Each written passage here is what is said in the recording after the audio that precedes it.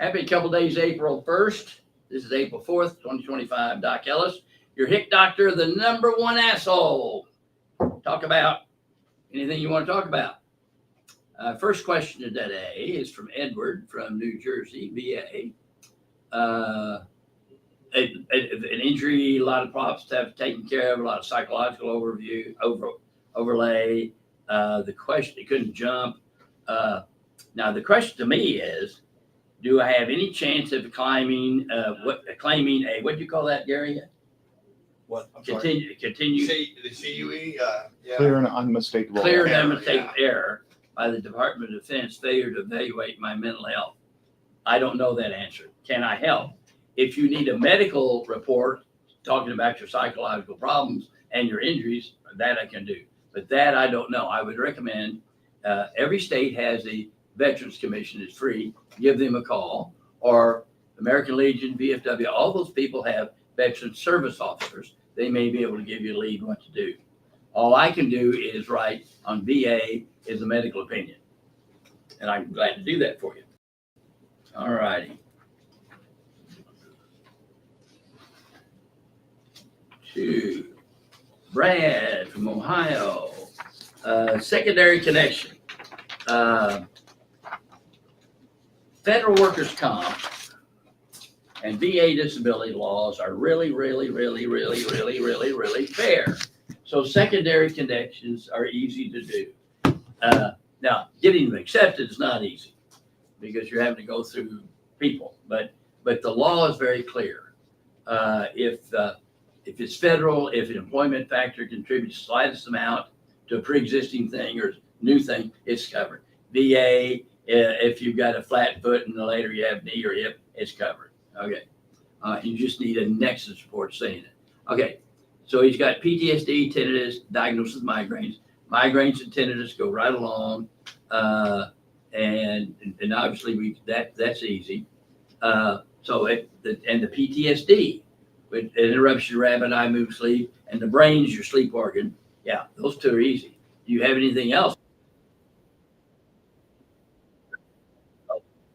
Go to healthplay.com, click Google appointment. Form. Send it in.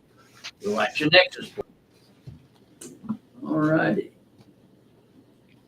Now this is from Nita, Texas. Again, secondary claim. Breast cancer treatment with residuals. I need to say that's secondary claim with residuals. But this be a single claim, or should I separate? In other words, how can these be? I put them all together. So you've had, if the breast cancer is accepted, then all the treatment, the lymph nodes, the decreased range of motion of an arm, all that, put it all in one report, one Nexus report. Yeah, and you swelling your hand or whatever's happening. Yeah, all that together, one report. I would recommend one Nexus report, and do the evaluation.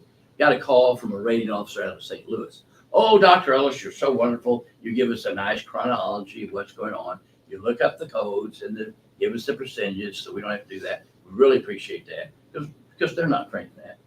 And your causations make sense. They're common sense. I said, lady, don't say that out loud. They'll fire you. Okay. Chris, this is from Texas.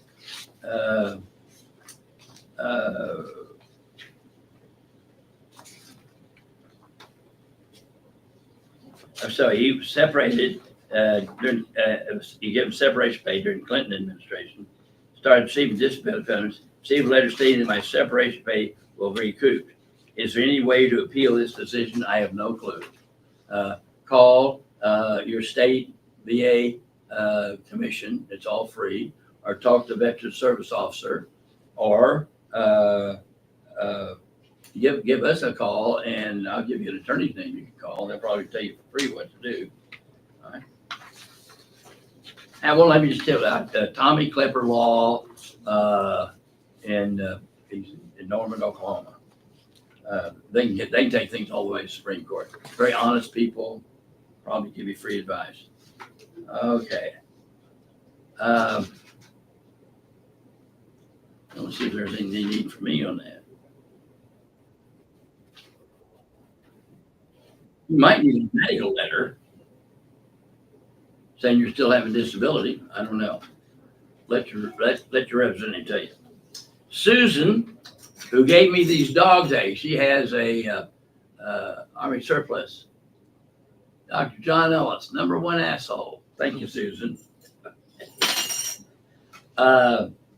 She came in here the first time. The supervisor telling her to do this, supervisor telling her to do that. Susan, give me a call. Let's you and I talk on the phone after me and go through what the supervisor is actually doing, and then I'll advise you what to do. Don't trust supervisors. They don't know what they're doing. They don't know the law. So let me tell you what to do and what we can do to help you. We'll walk you through that. Federal workers' comp, we know. You can help. A lot of people in the federal government do not understand the federal workers' compensation. So, and tell them that you were on the webinar today and Doc wants to have a television. All right.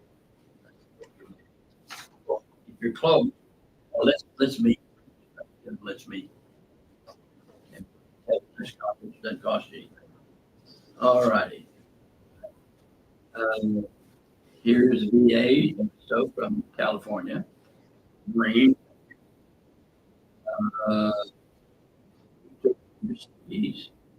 10% tinnitus, diagnosis for sleep apnea. Okay, tinnitus and sleep apnea are linked both medically and by case law. Okay, so that tinnitus and sleep apnea, you need to have that done. Treatment of low back pain through the VA. When did that start? Did that start during the service? Did you have something in the service that could create that back pain, like a knee injury or a hip injury or an active back? Green, of course, you've had injuries, all right? Okay. Now you've got migraines. Well, so if you have tinnitus, that migraines are covered. If you've got ringing ears, I assume you do. That takes care of your migraines. You get those approved.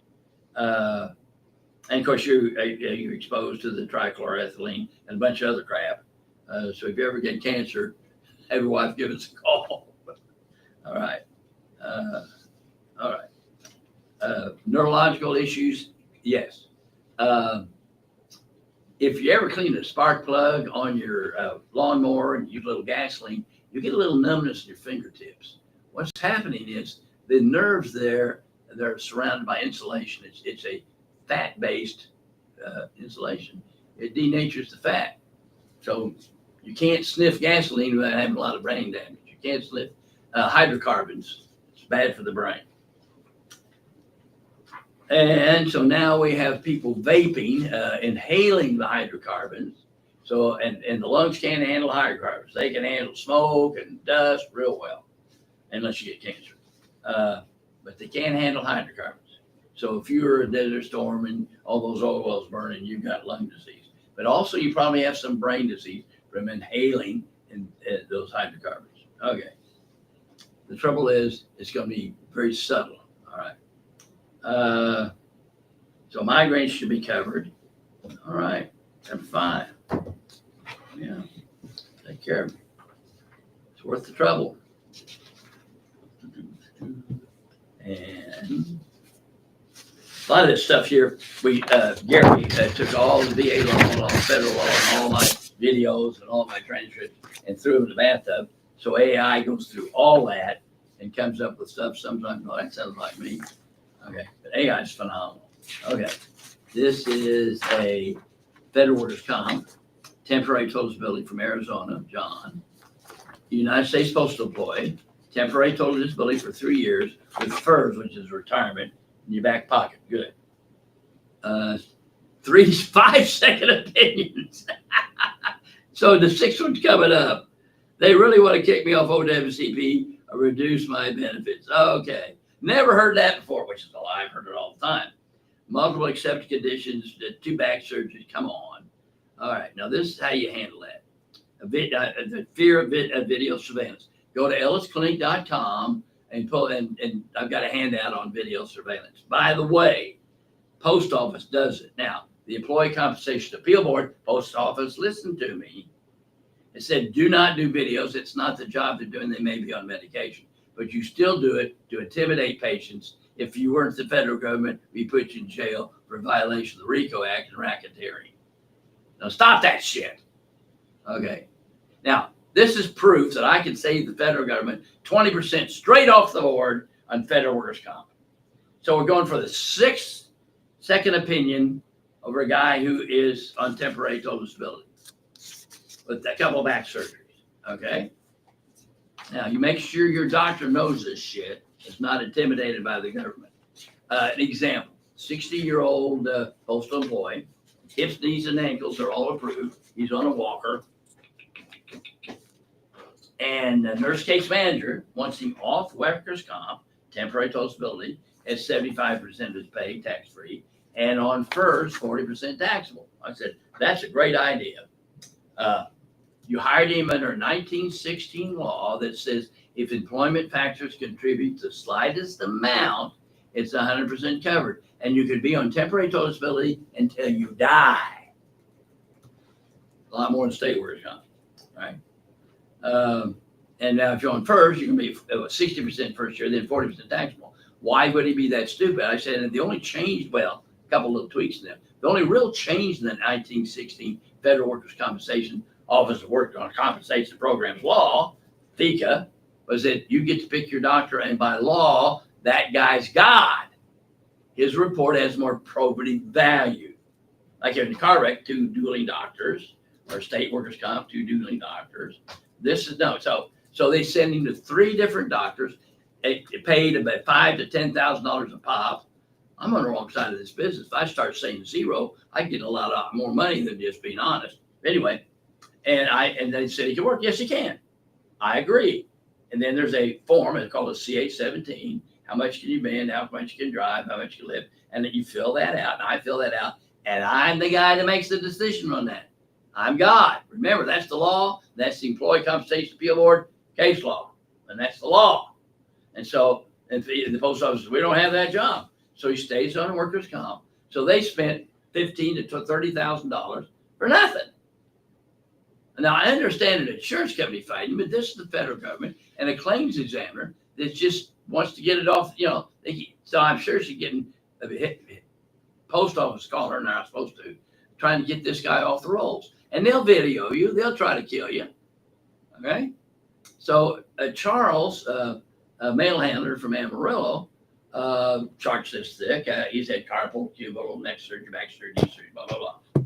Video surveillance. They get a video of him lifting groceries and take him into his daughter's house. And they filed criminal charges, 5 years jail, $50,000 fine, blah, blah, blah. Jesus Christ, I get so pissed. Anyway, so I get a call from the union guy in Amarillo. Sounds like I need to come to the oral hearing. How much, Doc? $20,000 will come for free. It's my hobby. So I get out there and I got this retired federal judge.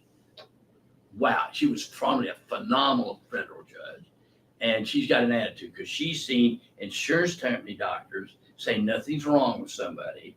And then she has administration attorneys get a doctor's 100% better. She's seen whore doctors, white coats, lie.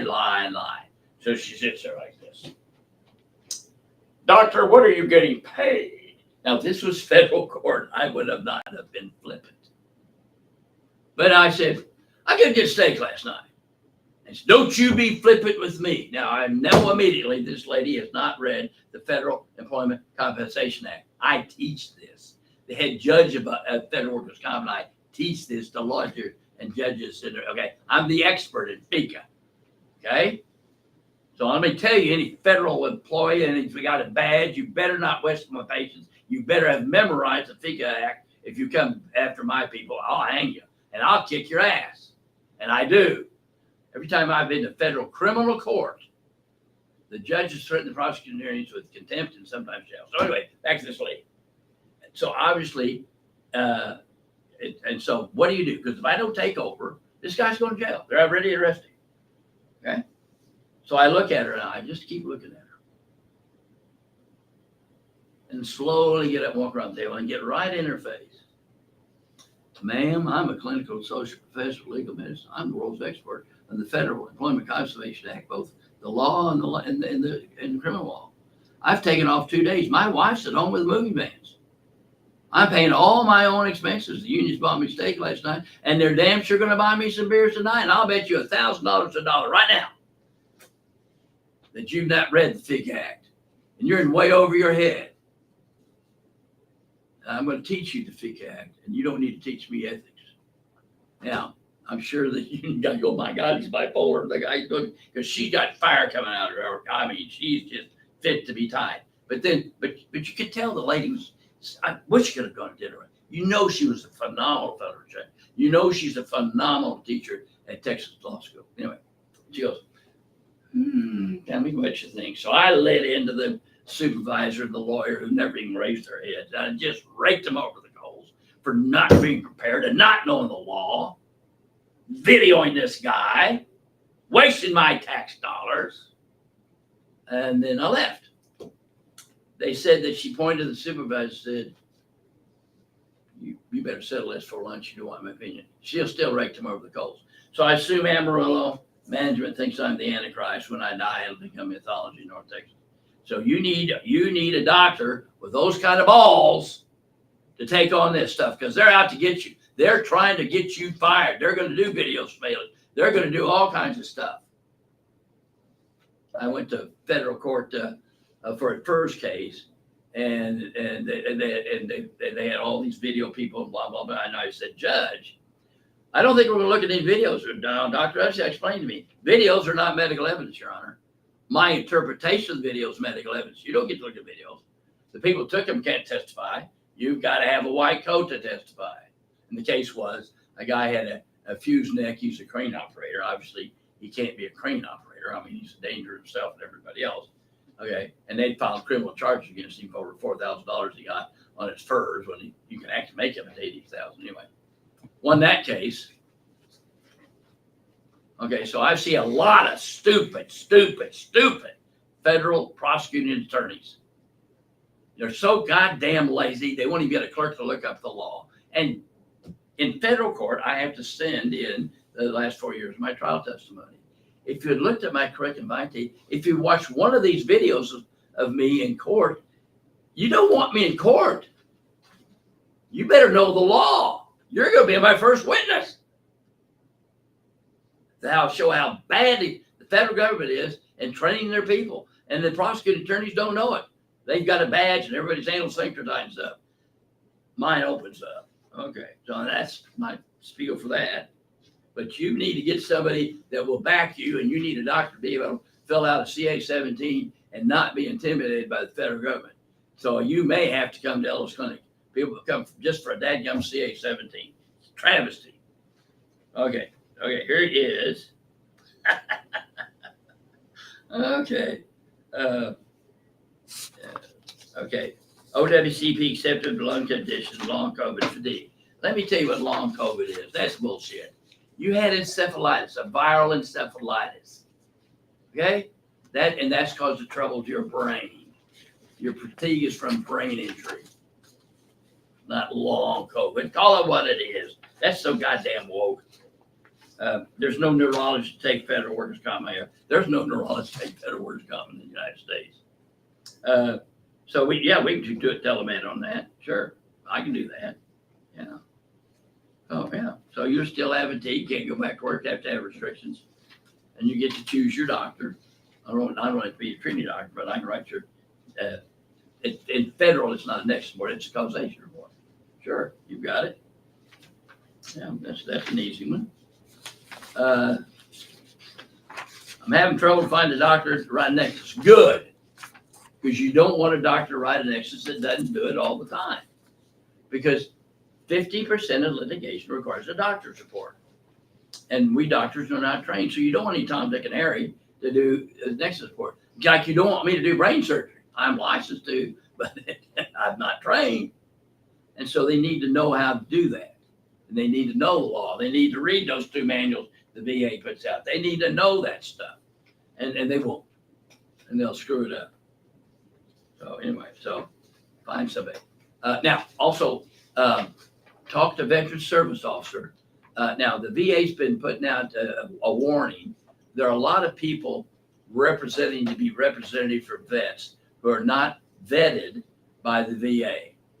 So if you're like if each state has its own veterans commission, they know how to do it. And every veteran service officer for the American Legion, VFW, DAV, all those people have training from the VA. They know the law, they know the ins and outs, they know how to do things electronically. Always go through them.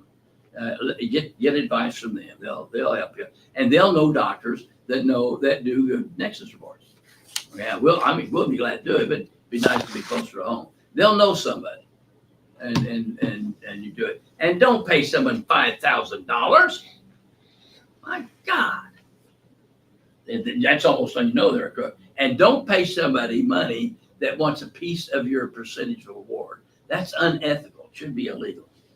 We charge $500 a condition. Like if you had two shoulders, it'd be $1,000. If you want a DBQ, it's another $500. But if you have a neck and nerve pain down both arms, that's one condition. Hearing loss and tenderness is one condition. Okay, but it's on my ellisclaim.com VA disability protocol and appointment, and tell you what to do. But get someone that knows what they're doing to write an Nexus report. And do not, veteran service officer, send records from the military and from everybody else to the government without a Nexus report. There are two keys. You got to have Nexus report. Records are nice, not necessary, but nice. Because most people don't have any records of military, especially my pilots. They're not going to come in. You have to treat them at the bar. I got this friend, Doc. I'm going to tell your friend to get this prescription filled at the clinic. They come in for flight physicals. And no one's going to go to the doctor during basic and repeat basic or get grounded or be put on KP. And of course, back then, we all had more testosterone in the brains. So, okay, got anything online? We do. We have one here from Perch Jerker on YouTube. I worked around asbestos, diesel fuel, and chemicals. Latest CT shows lung node, and the VA wants a biopsy. I don't want to get a biopsy. Can I still win a PACT Act claim? Yeah, probably. But now, do the biopsy. It's not a big deal. They take a little needle in there and they take a biopsy. Now, the node is probably caused by histoplasmosis, which is a fungus that everybody has, and you get a little fungus, and your body makes a little, granuloma. And so, so it'd be nice to know, okay? But you've had asbestos exposure, and so you have a 5 times greater chance of getting lung cancer. If you're a smoker, you have a 50 greater times of getting lung cancer. Okay, so get the biopsy. Then you don't have to worry about it. It's no big deal. I mean, even if your lung collapsed, which sounds terrible, we put a little hole here, suck the air up, and then it heals. It's just a little painful to be local. Get the biopsy. That's the best way to find out. But you can file for it, but of course you get the biopsy, then it's fine. Okay, that's a great question. We have another individual actually replying to Perch Jerker, Maya from YouTube. Same here, but deployed locations aren't on the PACT list. So in that situation where it's not a PACT Act listed country, what would the resolution be? It's like presumptive for Agent Orange if you step 1 foot in Vietnam or within 3 miles of the boat. Okay, but by people in Thailand or other places, it's the Air Force. Around the perimeter was a lot of brown grass where they're using herbicides to keep the grass down around the perimeter. You have herbicide exposure, and then the rest goes, and then we do it. Okay, and so it's most, they use all kinds of chemicals around bases, but that's how you get around it. All right, we have one here from BC B Council on YouTube. What is your win percentage with Nexus letters? What is your win percentage with Nexus letters? Go to VA Appeals, Google VA Appeals, just Google the word Ellis, and just see. But how many times they said, we're relying on Dr. Ellis' report, remand. I mean, you start over. Remand.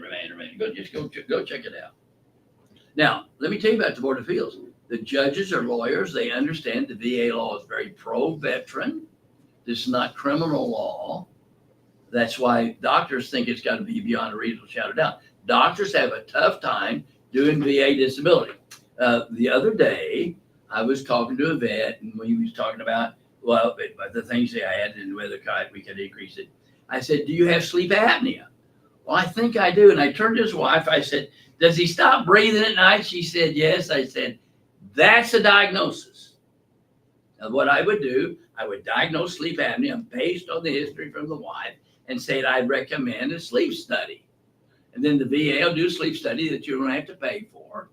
And if it comes back positive, there you got it. Right? So it's just by history. 99.9% is the history. If I decide you're telling the truth, I write it down. If you have no records, they burned up in St. Louis, you tell me and I write down, that becomes medical rationale. Doctors have a tough time with that. They want an MRI. They want a test. I need this before I can make a decision. No, every day you delay doing a report for a vet, it's costing him money or her money. You just take it where you are. You've got records, great. Let the VA produce the records. Let the VA pay for the sleep study. Okay. So this is what I teach in the Air Force, the doctors that are taking occupational medicine. They get a master of public health. They may be board certified flight surgeons. They may be board certified in medicine or surgery, whatever. I'll write down best thing I did in a 3-year residency. I want a little day with doc. This is what I tell them. Person goes on a mission trip, endemic for hepatitis A, means it's very common. Doesn't have a hepatitis A vaccine.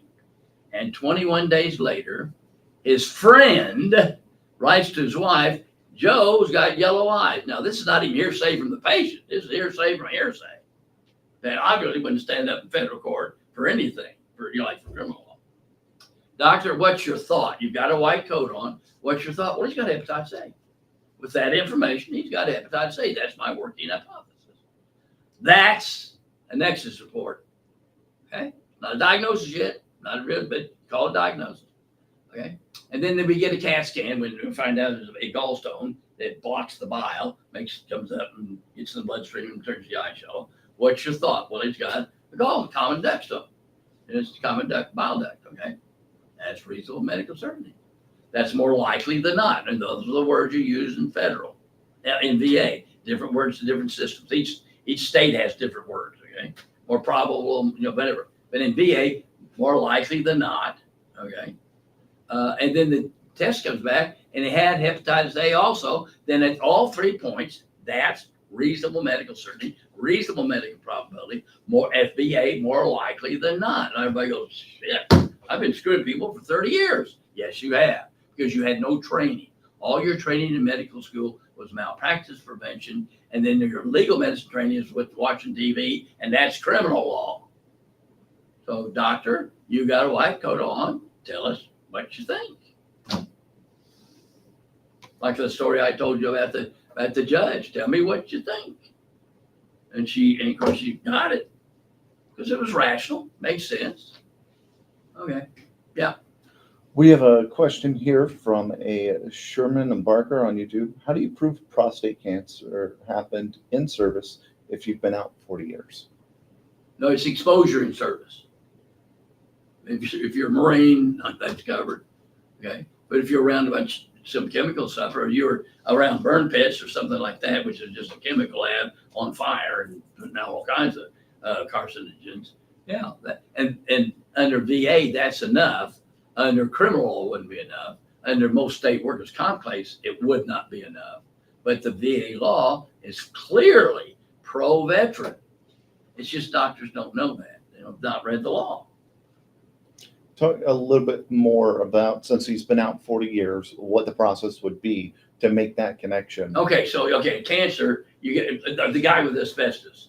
It takes 40, 50 years for that stimulus from the asbestos or from the chemical to finally manifest itself with a cancer. So time doesn't mean anything. In fact, if you got cancer immediately, then it's probably not from the chemical. But as it relates to medical records, I think You it's don't have important. medical records on that. So you're diagnosed 40 years later, that's your medical record, but your exposure, you don't have your records on that. They don't carry the OSHA forms or for your base or wherever you were. Yeah. So, I Long from YouTube.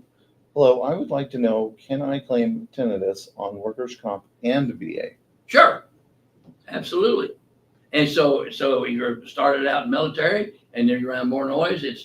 Your ears are already, it's called hair cells, HAIR. It's not hair cells. And those are damaged. And so any more noise, they're much more prone to giving more damage. So, and you get more rain in your ears. Yes, it's aggravated, certainly.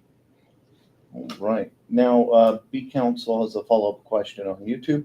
When your claim goes to appeals, do you help with them or are we on our own? No, you want a veteran service officer or lawyer. If you're going to appeal anything, you want a veteran service officer or lawyer. Unfortunately, lawyers can't help you start, but if you have a denial or downgrade, then you can get a lawyer. But you want to go through appeals with them. All I do is give you medical evidence. Well, no, this is a vet federal criminal court, and I wrote a big long letter to the judge and squelched that, but I was very disappointed because I really wanted to go and kick the ass of those prosecuting attorneys that filed it against this poor guy. So the deal was, he was in the service and he gets pneumonia, and the DI wants him to quit so that their stats are okay. Well, takes him out of the woods 5 times, beats shit out of him. Well, during the year he's in the service, he breaks out psoriasis, so he's been getting 10% for psoriasis for 100 years. Well, I see him many years later in the psoriasis now, psoriatic arthritis. Ooh. Okay, so I rate him 100% disabled from his arthritis, also diagnosed brain damage, and also write PTSD for having the crap beat out of him. And so the VA all agrees, and so he's been getting money. Well, he gets a $12,000 check of work he did before he was declared individually unemployable. Okay. And government comes after him, 5 years jail, $250,000 fine, criminal charges, blah, blah, blah. Video people, blah, blah, waste of tax dollars. Now, I understand prosecuting attorneys need to have scalps, okay? But you're not going to go after a drug cartel. They'll kill your kids. I understand. You can go after a Al Capone back like that, like this, but not now. I understand. Okay. And so I was going to go testify in court, but anyways, the letter said, explained the law that I'll be the only person here because it's too late for the Department of Justice to get an expert witness. And I'm quoting the law that only expert witnesses have medical evidence. Right? And if I said he's got blue eyes, you think they're green, you have to adjudicate they're blue unless you have 2 reports. And it's too late for them. And I just lambasted, told them the names of the attorneys, where they went to school. There's no excuse for this. This is a simple case. All you need is a calendar and CPA. Was that money earned after he was declared individually employable? This doctor and all the VA doctors have agreed all that stuff. They don't have a doctor say all that stuff is wrong. That's how stupid those attorneys were. I mean, it's just plain lazy stupid. And hurt your feelings, tough luck. I started in 2005 saying, federal prosecuting attorneys, you better know the law. I'm going to kick your ass. And I've been doing it since 2005. You don't want to mess with my babies. And if I get mad, tough shit. Hurt your feelings, stop doing this stupid stuff. All right. We have here from Marcus Conley on Facebook. Hi, Dr. Ellis. What information should you send to OWCP for a reconsideration? A reconsideration report from a doctor. Just another medical rationale report. So talk through that process. What does that look like if they come into here? Okay, so you come in, it's just like, okay, it was turned down, and then we will do the medical rationale. We'll go through all the stuff and present it and present the medical rationale. For instance, I had a patient that has complex regional pain syndrome, which is a terrible, awful thing. And I've been treating that when it was called RSD, reflex dystrophy. And they're getting ready to lower her impairment because most people don't know that. So I wrote a report, not only got it reinstituted, but increased her impairment rating. Okay. So it's just another report to get a grade upgraded. Or let's say you've got a bad knee, a total knee replacement that's accepted and your back bothers you. That's a consequential injury. We add that to it. So even after you've quit working for the government, conditions that you have that were accepted can cause more problems. So you get another medical rationale report. Right, we have Sherman Barker, again on YouTube, asking, how long is a Nexus letter? Well, back to the one I sent to the judge in Chicago, I think it was 24 pages, but it's usually just, but depends what it is. If it's flat feet that got worse from being run around in combat boots and weights, that's just a little blurb, okay? In your physical exam and stuff. If it's exposures, like we may cite references and attach them, and so it's not very long. It's just common sense. Tell the history, give the diagnosis, look up the codes, makes that easier for everybody, and then you put in your medical rationale. That makes sense to a lay person.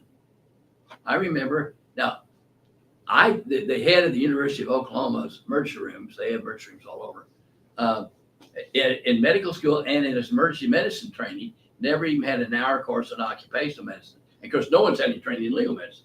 But I remember we did have, when I was in medical school, back when they had dinosaurs, a Saturday morning, an hour deal on introduction to occupational medicine.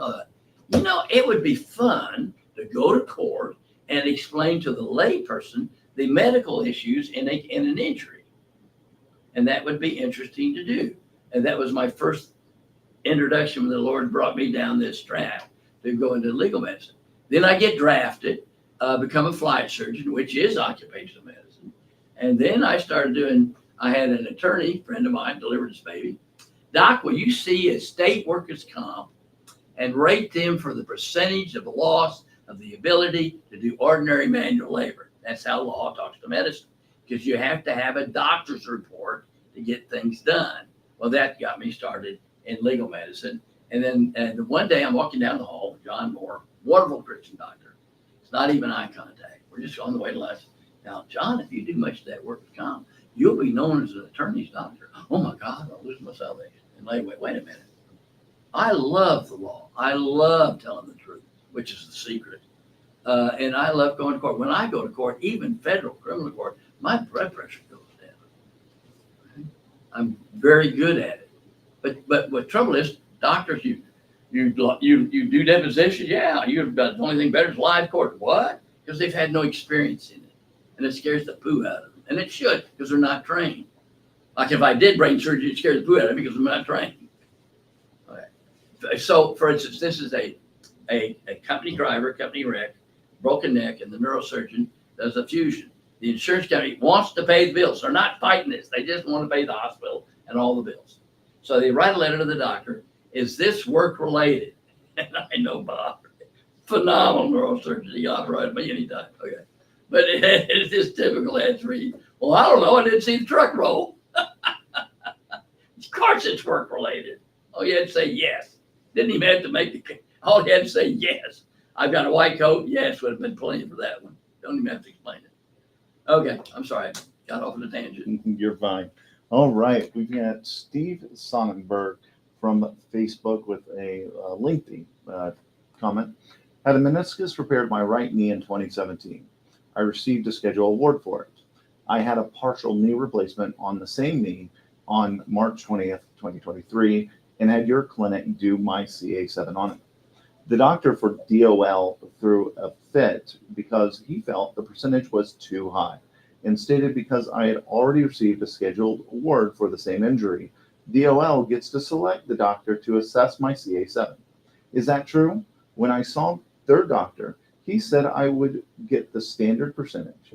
They also stated that his evaluation would be sent to your clinic to support Ellis Clinic evaluation to theirs. Is this normal? Thank you in advance, Dolan Solomon. Yeah, they're very normal. You do a scheduled award. And now the nice thing is, they'll send it to the district medical advisor. Now, this is really good. Let me pull this up. Which is good use of my tax dollars. And this is a very complicated book. This guides for evaluation members. And they know the AMA guides, and they'll look at our stuff. And some of them are just plain crooks. I'm sorry, but they just are. and are just looking for an excuse to Lord, because if they don't, they won't get any more business. Just like on VA, I have a doctor who does VA for a company, and he'll get letters saying, "You're sure finding a lot of extra stuff. That's threatening. We're not going to send you more business if you help these vets out." Instead of getting a gold star and a gold watch, they're threatening to quit sending business. Now, I would understand that from an insurance company, but you are hired by the federal government to help vets out. You should be pro-veteran like the law says, but they're just the opposite, because the subconscious bias. But anyway, so and for instance, I rated a shoulder range of motion 18% and incorrectly multiplied it by 10%, which was 1.8, made it 20. The district medical advisor correctly found it should have been a 5%. So it went from 20 to 19, but it didn't go from 20 to 5 like they used to do, because this is so detailed, they can't do that. Also, when you do a scheduled award, some DMAs don't know it. And if you do scheduled awards, if you go get a scheduled award for the people who actually wrote this book and you've done federal workers' comp, you're a fool, because you've got to know all the Federal Employment Compensation Act rules. For instance, in this book, it says if you have a shoulder biceps tendon surgery, a shoulder rotator cuff surgery, and shoulder labor surgery, you can only rate one of them. And I'm at the meeting. I said, Brigham, you're a goddamn whore. So if I have trips, one has one surgery, one has two, one has three, I can only rate one of the surgeries. My God, you actually put it in the book. I know you're working for the insurance company, but my God. Okay. Do I have to come over to the table, beat the shit out of you so you sue me? We get this in a public forum? Well, by the way, January this year, the Department of Labor said that the 6th edition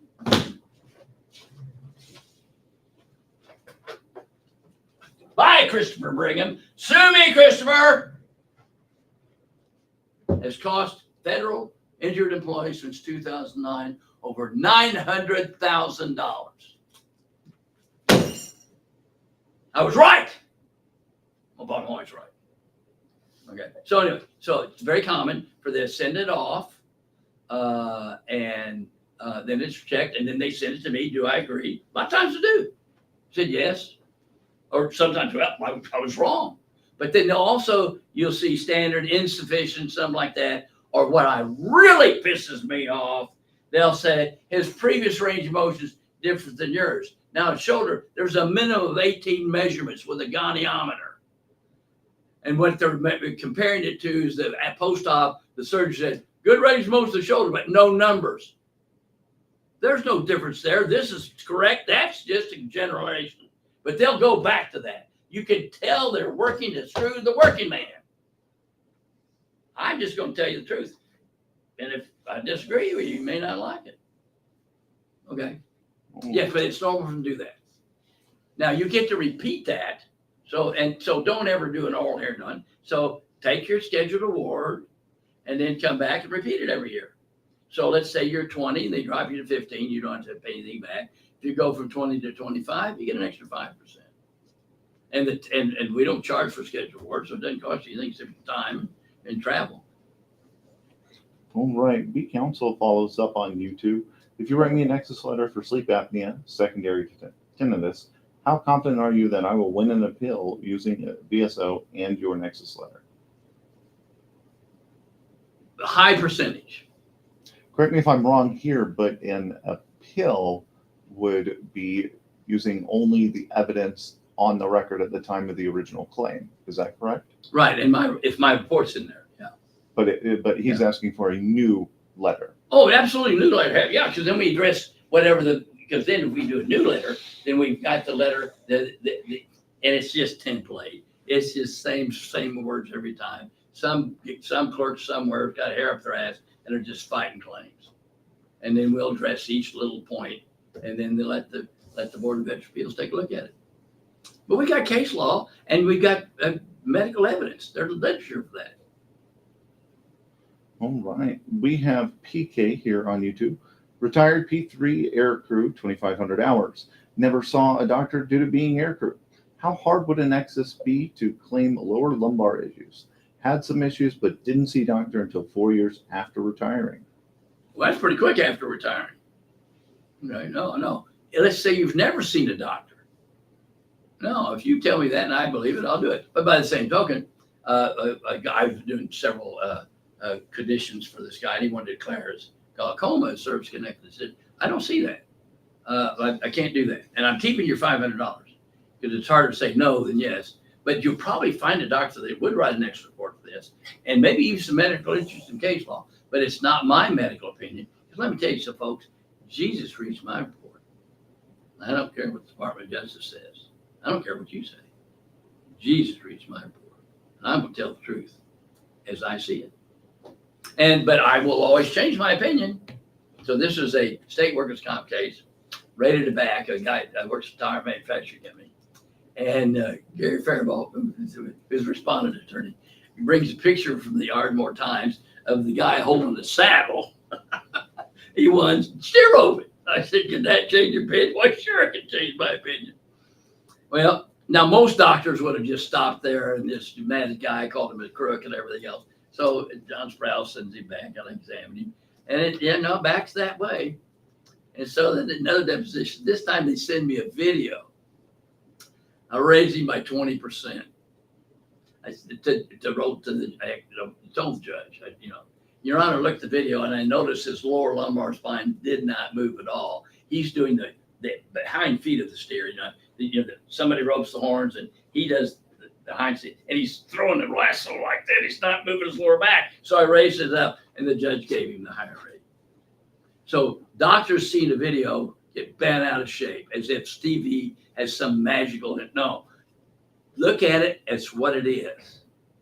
But by the same token, I had a guy who hurt his foot. This is state workers' comp, hurt his foot and got 40%. I mean, it was a bad deal.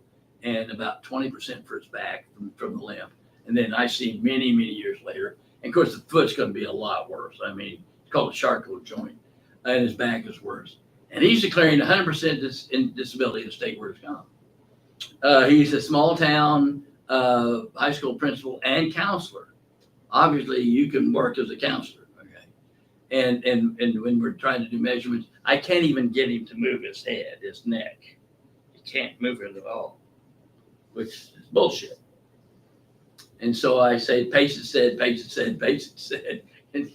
Anyway, the video is of him playing racquetball by himself, practicing, and hitting that racquetball, and he's good at it. He can hit that coat and dribble it back to himself. Now his back is worse because he has to take the racket and hit the ball. He can't reach down and get it. He hits the racket, hits the ball until it's bent and he picks it up. So his back has gotten worse, but his neck's obviously not. And of course, when I saw him, he said he was a non-smoker in his reform. He's got brown fingers, so he's a liar. Okay, so I told him, I said, cop a plea. You're going to jail. Well, he wouldn't. And so he went, I and the insurance company doctor testified against him twice. He wouldn't cop a plea the second time. And so the second time I thought, well, maybe he is disabled. He's too stupid to be a counselor, so he is 100% impaired. But that's it. We all know those stories, the horror stories. But that's rare, especially by the time you get to me, you're legit. It's just too much trouble to get in here. But there's a bias against anybody who files a claim. We fight fake claims, keep your car insurance premiums down, buy our car insurance, ran it for over and over and over again. The ad says if you file against that insurance company, they're going to fight you. It should have put them out of business, but it sold insurance, or they would have kept running the ad. When I started doing this, early 70s, I thought 60% of my base would be honest and 40% be a little flaky. That makes me amongst normal doctors, because we're very conservative, pro-injured person. Well, now it's like 98%. In fact, you have to draw the history out. They won't complain. They're afraid to think that someone thinks they're faking. Okay. We got Faithful Soul from YouTube. Tinnitus and severe sleep apnea. Would you include sleepwalking in Nexus or explain sleepwalking as related? Sure it is. You messing with the brain, it's REM sleep and all that stuff, insomnia, sleepwalking, all that stuff. I don't know if you get any higher rating, but certainly. All right. We have Gene Heiser Easterly from YouTube. How long does OWCP have to decide if they will accept a referee opinion decision that was in favor of a request for an update of conditions? Gee, I don't know that one. I don't know. But I know one thing they do very dishonestly. They just wait and just wait. Will not make a decision, not make a decision. Because once they deny it, then you can do an oral hearing. But what the trick is, they won't deny it. So this was a friend of mine, state workers comp, and it said, I've done one federal. All the lawyers I know, it said, and hold on, I've done one, I'll never do another. So anyway, they needed the denial so they could appeal. He's helping a friend out. So they say you go to district court and ask the district court to rule for the claims examiner to either accept or deny. And instead of doing that, the Department of Labor, OWCP, sent a letter, you don't have jurisdiction. What balls? That shows a bias against the interlegal. That's my federal government, because you've got a claims examiner with a 12th grade education, no training in medicine, no training in law, and you don't get to know their last name. Okay? There are no checks and balances. And so you've got it. And so they have to do something within 30 days. They don't. They just sit and wait. So we had one, it was a slip and fall, contused elbow, sprained neck, and 4 bruises, 4 contusions. Nothing's ever going to happen. So you got a contusion of the hip, a bruise of the hip. So 50 years later, if you have a hip problem in federal work comp, that's enough to make it work related. Just the bruise in the emergency room for that little fall. But we said we would like those approved now, just to have, because it's on the emergency report. No response. Do it again, no response. So then the person sends a electronic communication to the government called ECOM. We're not the representative, but we help. Here's the law. You're supposed to respond to written stuff within 30 days. On this day, you didn't respond to that day. This time you said that day. Okay, if you don't respond by this day, this is my 3rd response. I'm considering asking for an oral hearing to have this escalated up to senior claims examiner. Not that it's the threat.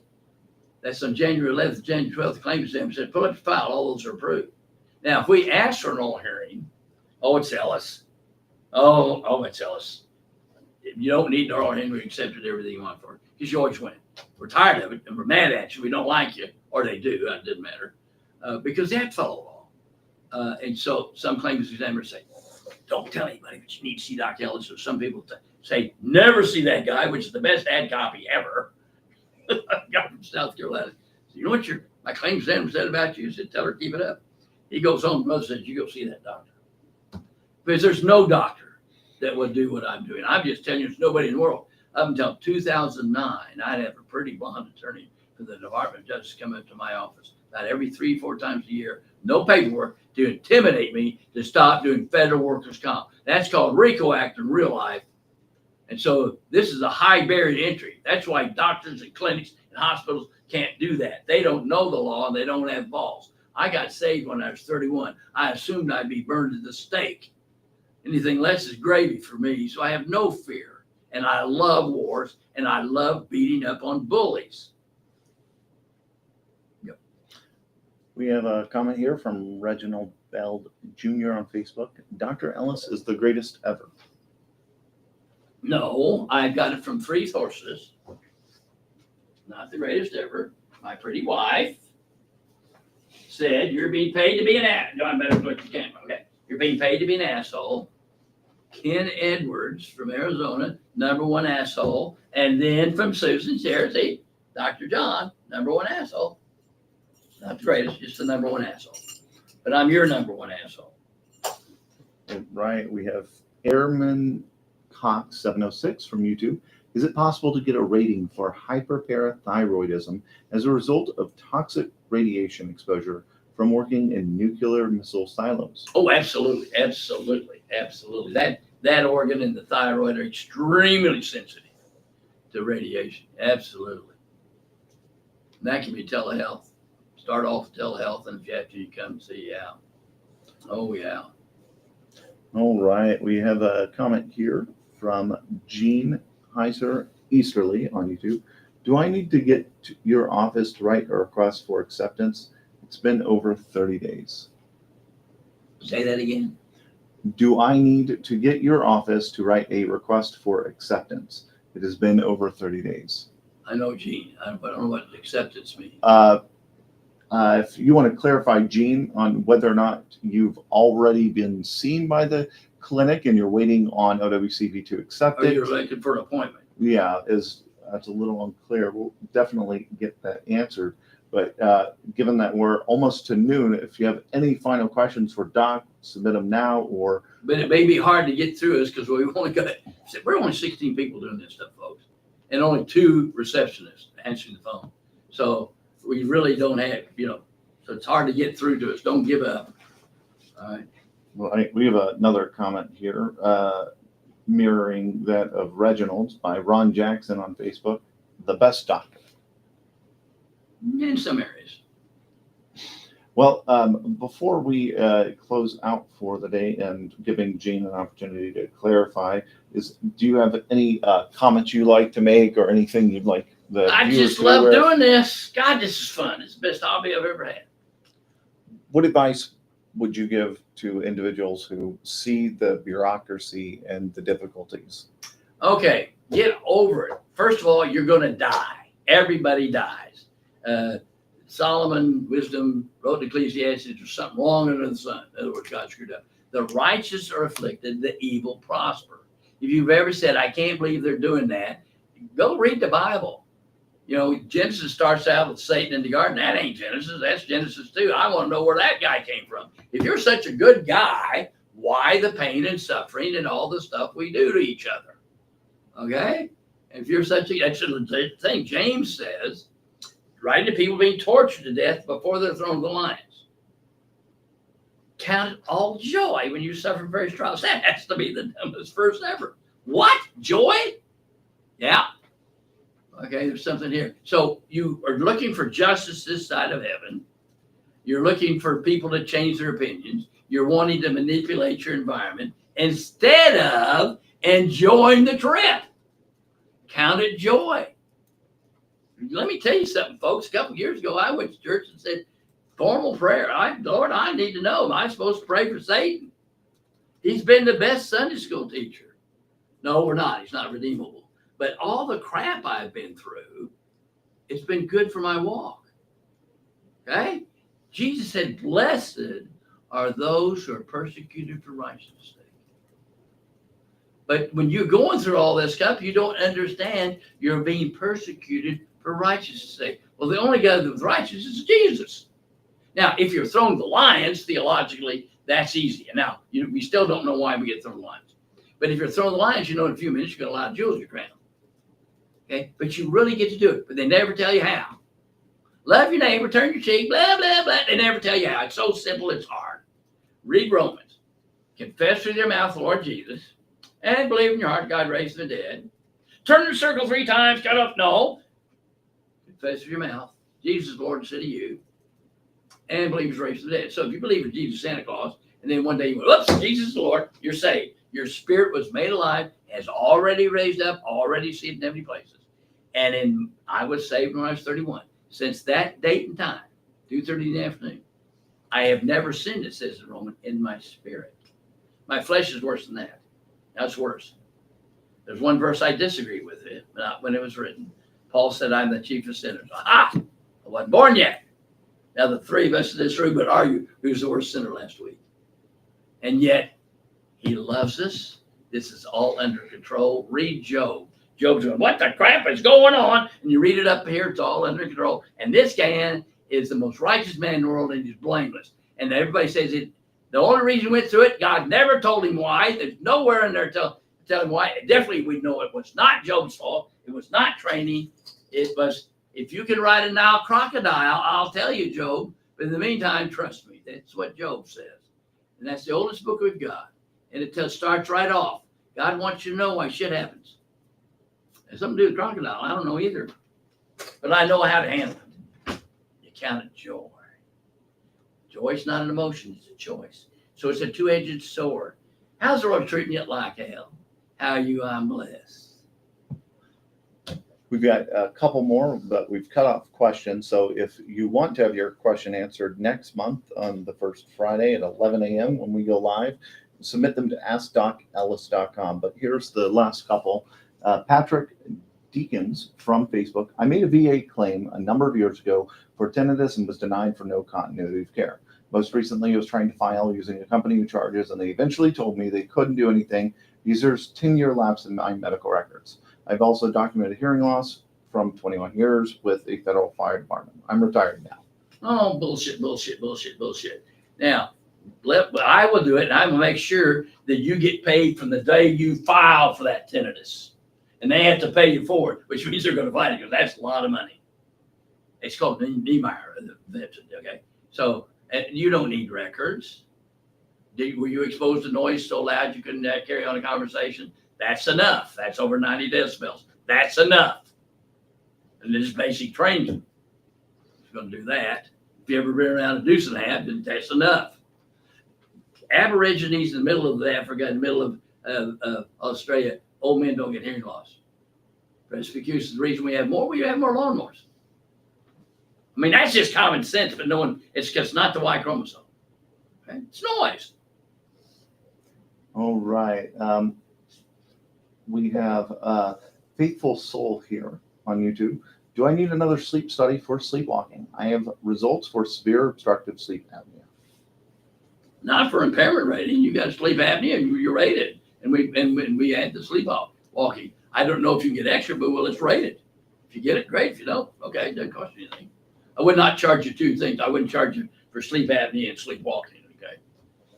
Because it's messed up with your brain is your sex organ and your sleep organ, okay?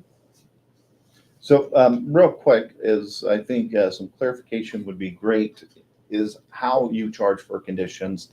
You gave a great analogy once about, if it's a neck, but also if there's, Okay, so hearing loss and sleep apnea is $500. You have two shoulders to be 500 to 500.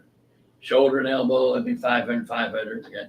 A neck or a back, it's very common to have numbness and tingling down your arms or legs. Okay, so that would be 500. Now elbow is 500, but let's say you have epicondylitis and the nerve down to your ring finger. That's one condition. That's just 500 for an elbow. Okay, even though I'm diagnosing, I'll rate it for the range of motion and the epicondylitis, the arthritis, and the nerve. I'll rate 5 different things in there, but it's one condition. And if you want a DBQ, because a lot of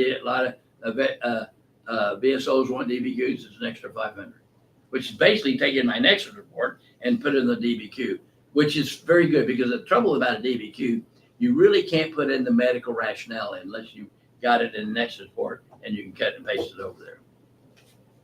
But now think about it. You've got a rating officer who's probably more used to looking at a DBQ than reading a narrative.